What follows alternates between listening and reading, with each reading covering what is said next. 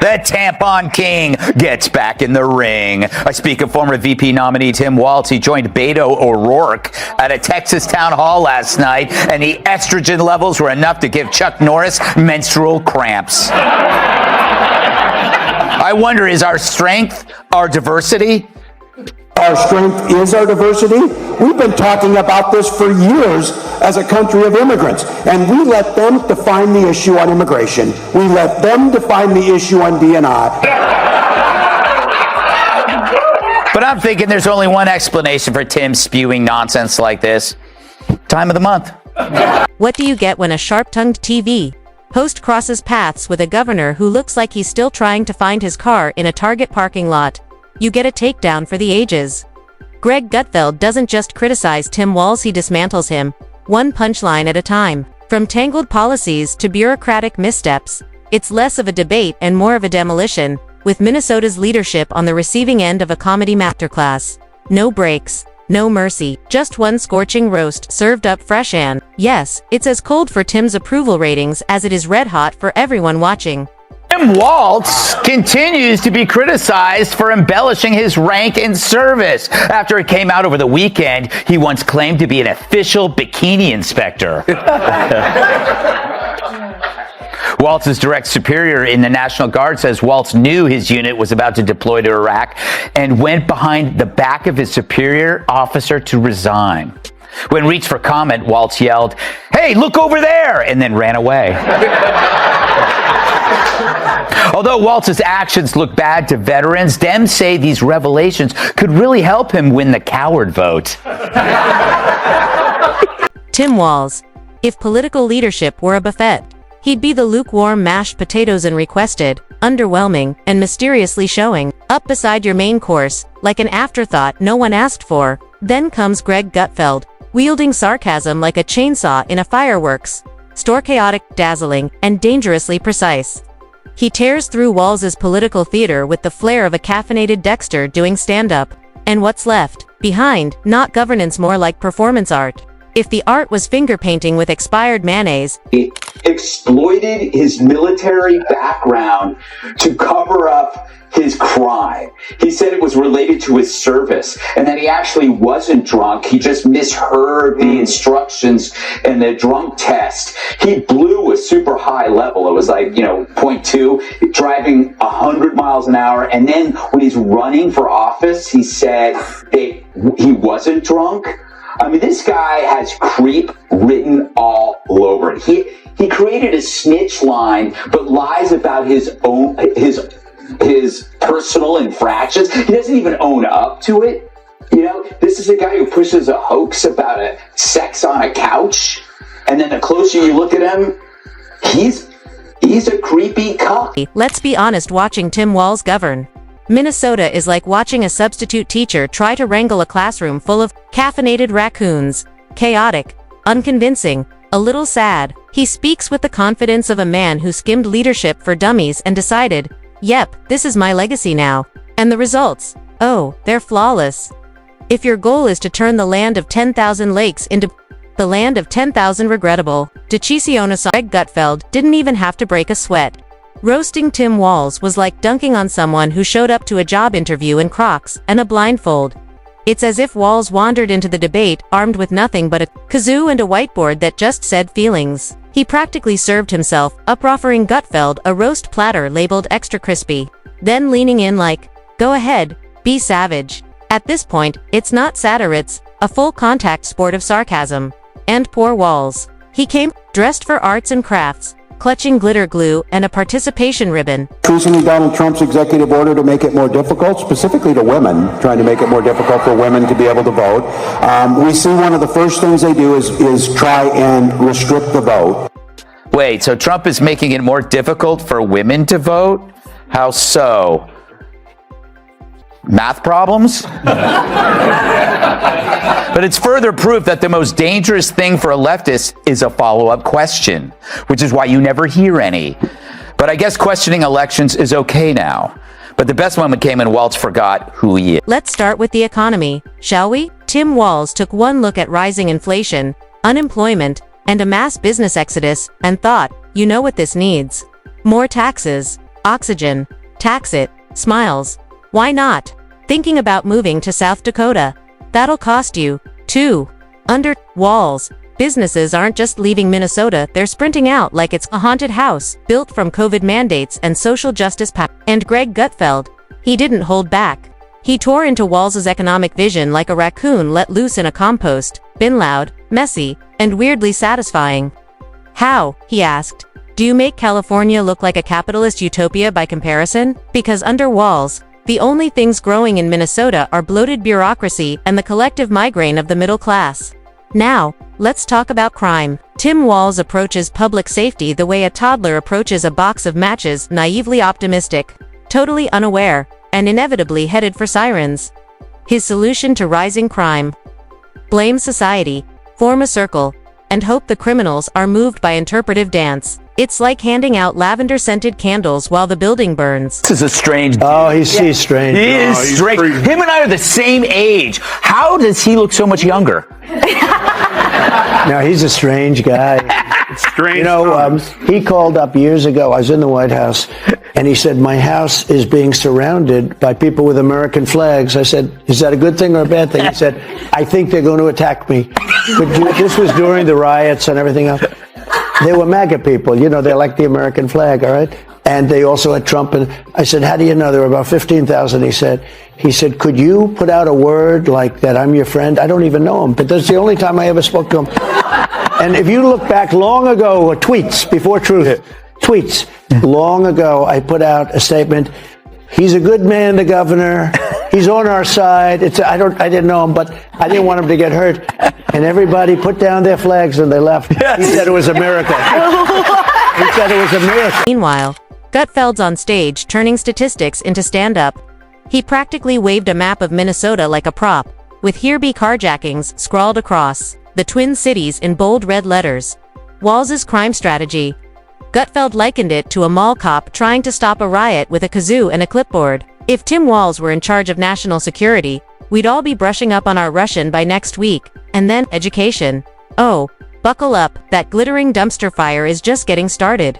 Tim Walz, a former teacher, naturally classrooms shouldn't just teach, they should feel math and science, optional. What really matters is how well a student can detect microaggressions and build a safe space out of popsicle sticks. Gutfeld didn't just dip into cannonballed in. According to him, the only test Minnesota students are acing is how to be perpetually offended 101.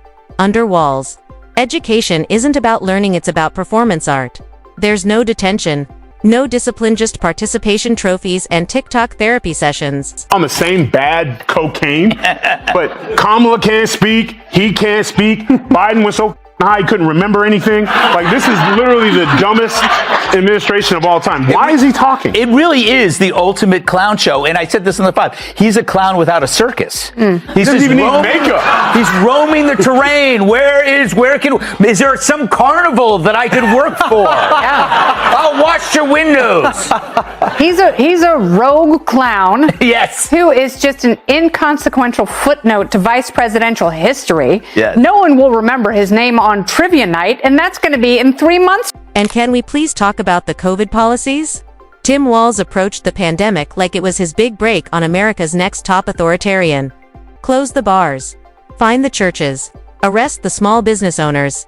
But protests? Oh, those were spiritually essential. Apparently, the virus checked your political alignment before deciding whether to infect you. Greg Gutfeld couldn't resist the hypocrisy buffet. He laid it out perfectly. Walz shut down Grandma's bingo night, but rolled out the welcome mat for mass demonstrations, so long as they included at least one Marxist chant and a papier, MCH puppet. At that point, it wasn't public health policy, it was interpretive theater. With a clipboard and a superiority complex. And then, there's the budget surplus. Minnesota had one so big, even Tim Walz couldn't pretend it didn't exist, but instead of returning it to the taxpayers, the people who actually earned it, he treated it like monopoly money at a government garage sale. Let's balloon the bureaucracy.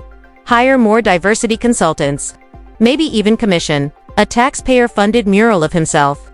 Looking contemplative, of course. I'm especially talking about these old white guys who seem to disappoint us on a regular basis in this country. Dude. You're an old white guy. And you're right, you are a huge disappointment. I guess hating himself is the first thing he's nailed correctly. Because Waltz saying old white men suck isn't a political stance, it's his confession. Waltz calling people old and white is like Maxine Waters making fun of someone for shopping at Wigs R Us. He wants to execute more DEI policies, and Trump wants to execute murderous gang members. So there you go, ladies and gentlemen. Can you see the... Gutfeld nearly passed out from the irony. Giving Walz a budget surplus, he said, is like handing a toddler a credit card and telling him to only buy the essentials. And sure, Timby, 'cause nothing says fiscal responsibility like outfitting the Department of Overregulation with a new espresso machine and sending your gender equity task force on a taxpayer-funded yoga retreat. And speaking of bureaucracy, Walz has turned red tape into an Olympic event. In Minnesota, you can't open a lemonade stand without 14 permits, a background check, and an official pronoun declaration. It's like Soviet Minnesota with friendlier fonts, worse results, and absolutely no refunds. Gutfeld framed it perfectly. Walz governs like he's trying to win gold in bureaucratic gymnastics, every decision loaded with more flips, spins, and policy pretzels than a Cirque du Soleil show about tax compliance. And let's not forget his oddly intense admiration for Gavin Newsom. It's less political inspiration and more California crush. Walz seems hellbent on turning Minneapolis into San Francisco's colder, clumsier cousin, minus the palm trees, plus the potholes. Waltz lost, but one of them, Politico says, is like Waltz's wide eyes showed his passion and emotional intensity. Can we show that? There is his wide eyes. That humans would widen their eyes to convey that danger is close. What emotion are you getting from that? Sorry. That was every... He watches Gavin Newsom torch California like a scented candle made of bad policy and thinks, brilliant, but what if I add frostbite and subtract job opportunities? It's as if Walz is reading from the West Coast script of political disaster, only now it's being performed in snow boots, with fewer vowels and higher property taxes.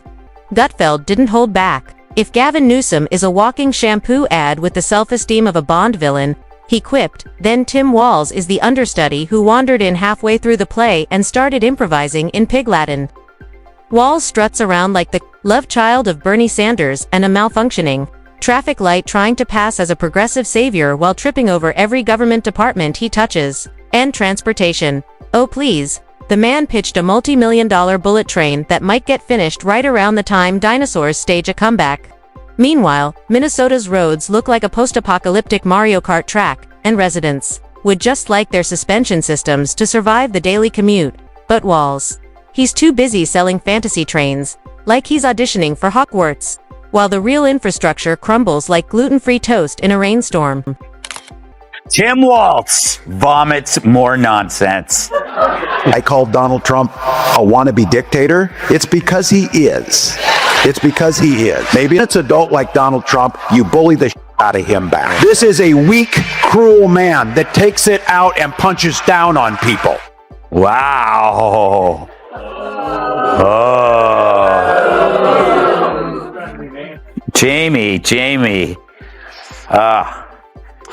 What a Painful, douchebag, huh? Greg. That was absolutely painful. He was the keynote speaker at this conference. Can you imagine having to watch more of that? And Greg Gutfeld. He rolled his eyes so hard they nearly triggered a seismic event.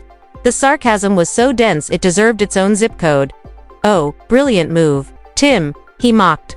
Let's toss common sense into the recycling bin and invest billions into Elon Musk fanfiction on rails, because nothing screams fiscal responsibility like building a bullet train to nowhere slower than a DMV line.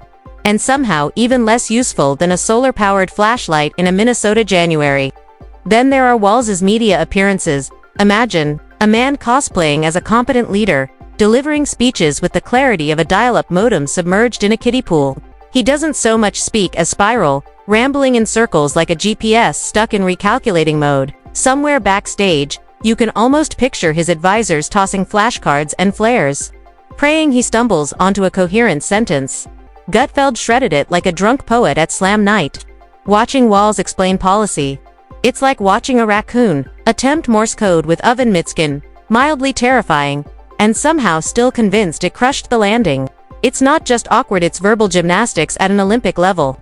And no one, absolutely no one, asked for a ticket. So the tone of the media was one of sadness, not reporting Walz's loss, but mourning it. Now, the truth is that a VP debate is like a colonoscopy. It's important and necessary, but that doesn't mean you want to watch it. Hong Kong and China during the democracy protests went in. And from that, I learned a lot of what needed to be in governance.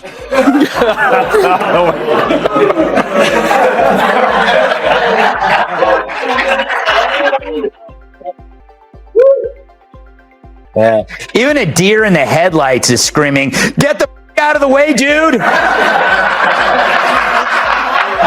It's no wonder they don't do follow-up questions with Democrats.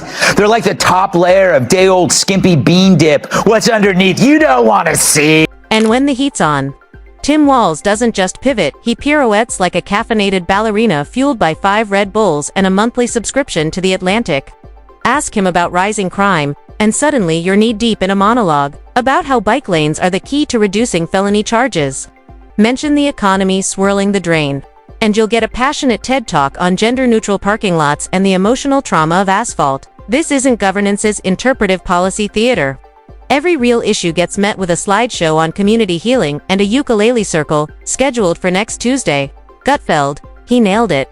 Walz is basically a magic 8-ball in orthopedic. Shoes shake him, and the answer is always some vague word salad about intersectional frameworks or equity gardening. And the branding don't even get started. Walz struts around like your down-home farm dad, but his idea of roughing it is drinking almond milk without a paper straw. He's the guy who shows up to a tailgate with kombucha and asks if the brisket is locally sourced. Gutfeld roasted him with the precision of a drone strike.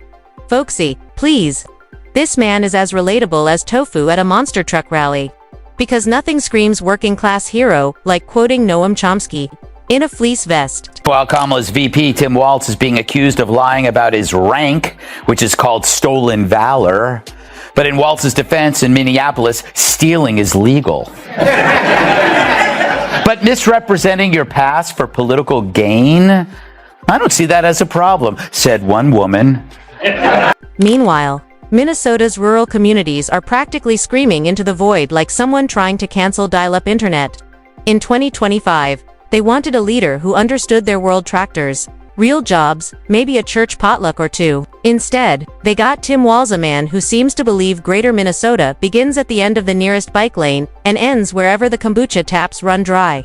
This isn't leadership, it's lifestyle branding, wrapped in buzzwords, sprinkled with hashtags, and served on a compostable tray. Walz governs like he's live streaming a TED Talk titled Empathy Through Bureaucracy. And Gutfeld's final blow. He called him the IKEA governor comes in a box. Missing screws. Assembly required. And by the end, you're crying, staring at a wobbly structure, wondering if you accidentally built a metaphor. Spoiler, you did. Because Walz isn't leading, he's Pinterest boarding. He's policy via vision board. Governance by way of oat milk, Instagram captions, and interpretive dance. And Gutfeld. He saw straight through it, like X-ray goggles at a nonsense convention. Every bloated policy. Every word salad bite.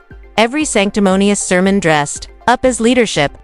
He sliced through it all with surgical sarcasm and the focus of a caffeinated hawk. He didn't just roast Tim Walz. He slow-cooked his oatmeal-flavored brand of governance until it collapsed into a steaming pile of soggy mediocrity.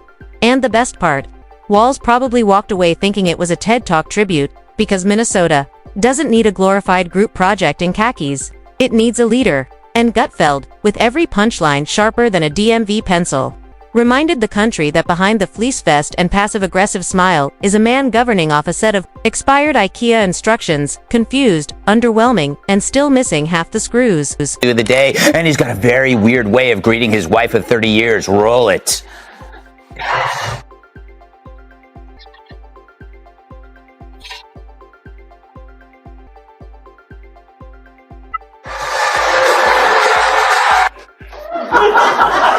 I want to see this in slow motion. You'll see Walz extends his hand to his wife. She grabs it. They shake. He pulls her close and then goes in for that non-friction hug, all the while still shaking her hand.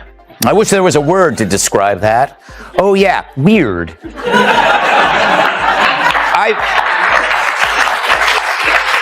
I've seen warmer embraces between Chris Christie and a salad.